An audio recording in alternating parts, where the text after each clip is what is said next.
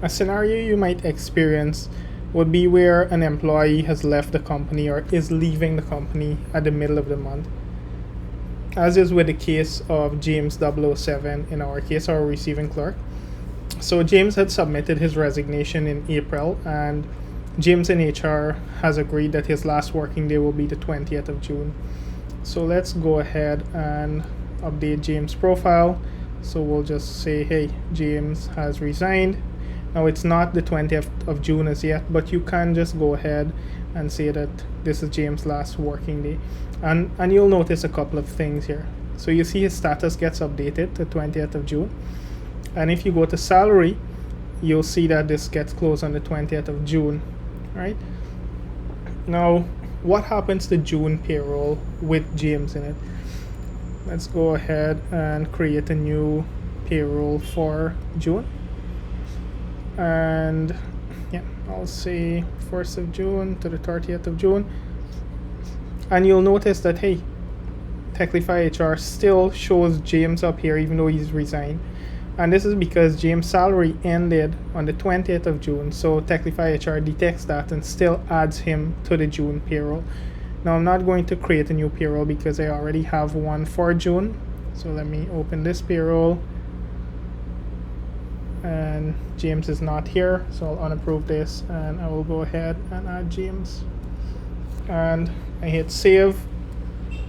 Again, you see that James is resigned. And if I go to the pay sheet,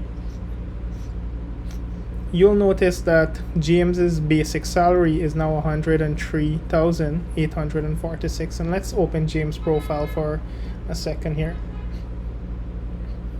James, and open his salary. So we'll see James' salary was $150,000. And what happens here is that Techlify prorates the salary based on James' daily rate. So we'll see that if we look at June, James left on the 20th, so there were 5, 10, 15 working days of 21 working days in the month because James works 5 days per week.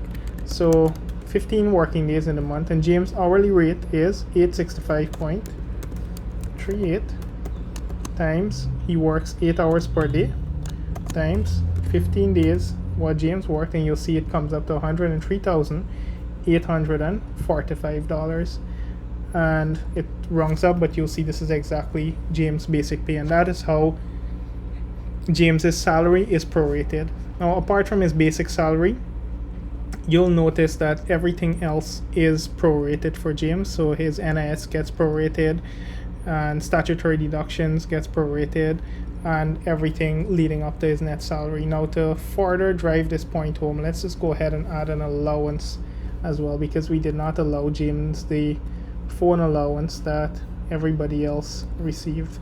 And James had started from the 1st of January. I'll go ahead and add this phone allowance, and I will also close this allowance on June 20th. And let me hit save here. Now if I go back to this payroll, let's go back to our June fixed rated payroll. I will recalculate James's salary, and if I go back to the pay sheet now, what I'll notice is, let me enable that non-taxable allowance for phone. Techlify HR also took care of prorating this allowance for James. And let me update our pay sheet columns here. And this is how the system handles a team member leaving at the middle of the month, or even a team member joining at the middle of the month. This is all automatically handled for you.